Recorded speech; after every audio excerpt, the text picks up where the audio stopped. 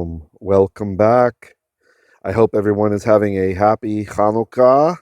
Of course, those of you who are watching this video later, that doesn't apply to you if you're not watching it during Hanukkah. So today we are continuing with our Listen and Learn Hebrew series for the book of Judges, chapter 4, starting with verse 10. And let's see how long that takes. And let me just say a real quick prayer. Avinu Malkeinu, ken yehi ratzon aleinu, ki anachnu רוצים ללמוד טוב בעיניך, לא לנו, ולך יחיה כל הכבוד. ואנחנו נברכך בזכות ישוע HaMashiach. All right, I tried to say that slowly enough that you could all try to pick it apart. I know listening is different than reading, right? So, which is part of what I want to focus on. Now, these lessons, we've been trying to make them all lately friendly for visual learners and auditory learners. But it's good to cross over too. If you're a visual learner, to try auditory. And quasi-traditionally, Mondays were our day for doing that. So if you're live with us in the premiere or you're just listening to this lesson after it was posted, then welcome to you here for the Listen and Learn Shofatim series. So let's get started. So we are in Judges at Shofatim, chapter 4, verse 10. And by the way, a couple of you mentioned in comments, please, there should be some marking of the word as we're reading. Yeah, I do try to do that, although often on Mondays I wouldn't do it because I was trying to force people to just listen and not look, but I'll mark it. So I'll leave the choice up to you how you want to learn. We have the colors anyway, right? So let's do that. By the way, please make note of the legend over here on the left. Gray is for a proper noun. The kind of glowing neon green, that is for a waw-conversive or a so-called waw-conversive is how you'll see it referenced by scholars. The blue is the person of the verb, right? Meaning he, she, I, you, etc. Red is for definiteness. Yellow is a pronoun or pronominal suffix. Hunter green is for a conjunction. And either the sky blue highlight background looks like a highlighter, or, not used today, a aqua line is for marking construct chains. And then orange is for prepositions. All right, so let's scan our verse. Judges chapter 4, verse 10 in the Hebrew. Vayaz'ik Barak et Zevulun, ve'et Naftali Kedsha, vaya'al bרגליו 10,000 ish, ותעל עמו Devorah. My finger was in my own way. I'm trying to make that laser pointer go for you, and I was blocking the noon and Zebulon there. I'm like, Zavul, really? Zavul? That's a different meaning than Zebulun. All right, so let's pick it apart now. So, va-yaz-ik. So, Zion, ayin, kuf. This is the verb za'ak. Zion, ayin, kof or kuf, which is to cry out for help, to call, to summon. And here we actually have it in a hiphil form of the verb. Now, I want to direct your attention to the tsere that we have. That's the two horizontal dots. If you're looking, you can look, but if you're listening, I'll pronounce it for you, okay? The two horizontal dots are pronounced like an A, right? That's a long vowel. So this is in our very first word. Vayaz aik, right? It's A. Now, what's going on with that? Now, this is actually, if you look to the left, if you're looking, I'm drawing the model for one of the ways we can recognize the hiphil, the causative binyan. So I've written 3 X letters if you're just listening. Each one means any letter from the alphabet. And then we have a yod that jams itself in before the third root letter. It's And usually that's expressed as a long chirik, as an E sound that's in there. Now, in some verbs, instead of this happening, the short vowel, the chirik, although here it's a long chirik, it will lengthen. The yod will disappear and it will lengthen to an A sound, the two horizontal dots. And that's exactly what has happened in our first word. We have A underneath it. That is our kind of phantom yod. I don't know if you're looking, if you can tell, I kind of outlined the yod there, right? So that guy has gone down and he joined the single dot to make two dots. So we have A. Think of Fonzarelli. By the way, Fonzie was Jewish. For those of you who watched Happy Days, all right? I think. At least, is that who Adam Sandler's talking about when he talks about Fonzarelli? All right, anyway, so the yod in front, yo, tells us it's he. So, va yoz eik. So he will cry out or he will summon. And then the waw-conversive is going to change the aspect and make that into, in this case, like our past tense. Vayoz eik. And he summoned, or and he cried out. Who cried out? Who summoned? Barak. Beit Reish Kof. Okay. So Vayazaik Barak. Then Barak summoned, or he called out. And we have an et, aleph tav, which is going to tell us who's getting called, who's getting summoned. Zebulon. Okay. That's a name, hence it's in gray. The et, and this one's not a waw-conversive, it's just a conjunction. That's why it's kind of a hunter green, a bit brighter, because some people said they had trouble seeing that vav when it's darker. Naphtali, right? So these, of course, are tribal names. And Naphtali, where did he summon them to? Kid-sha.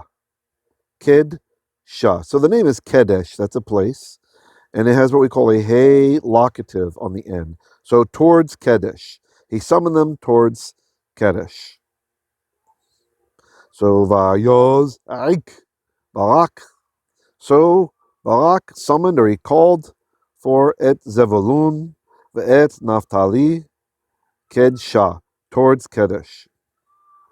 Vayoal, Vayoal, and this is again the verb Allah, Ayin Lamed Hey, and the Hey went away. Allah, to go up. Yoal, he is going up, or he will go up. And we have again our waw-conversive doing its thing. Va yo al, and he went up. Right? It's a perfect action now because of the waw-conversive. Be ragleiv.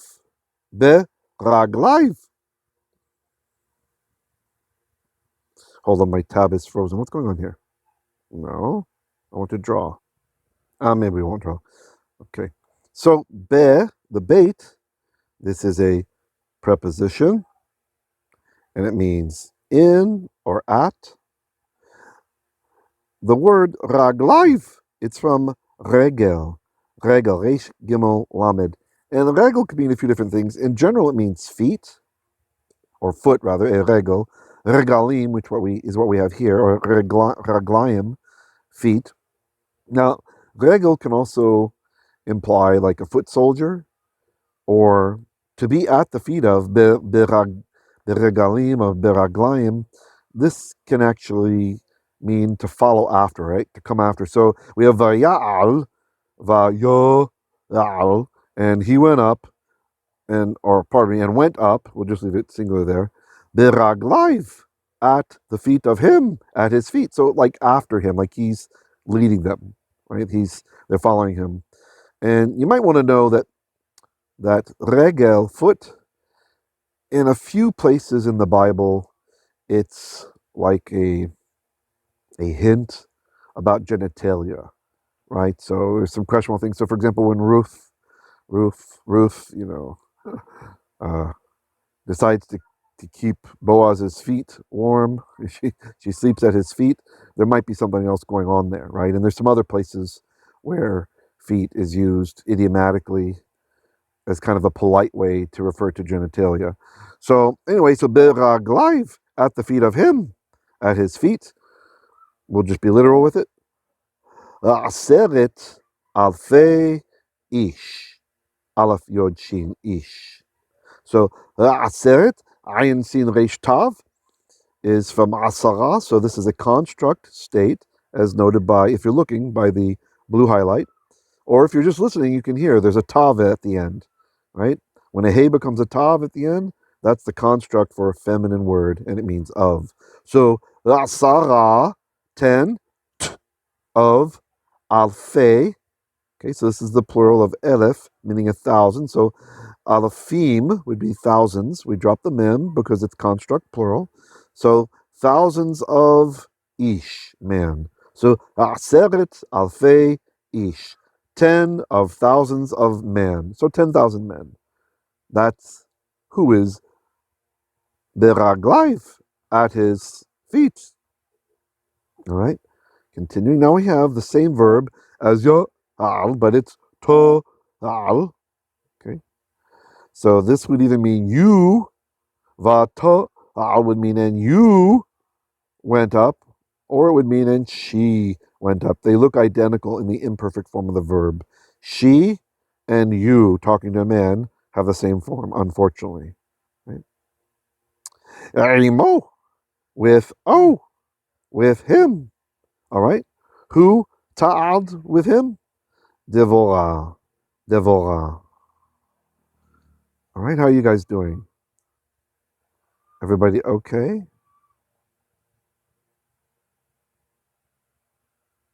Let's read through again. And if you got it all being a visual learner, try not to look this time. Try just to listen, all right? And if you got it all being auditory learner, maybe you'd like to take a look at the colors and stuff and kind of make an additional impact on your mind. My goal here is to get you guys on a level with biblical Hebrew where you can really read and understand what you're doing. And you're just looking up words every once in a while, that you recognize the patterns, right? Some people struggle with grammar, or they just get bored with going through grammar books or memorizing paradigm after paradigm. You don't have to do those things. And I'm speaking to you with some authority on this.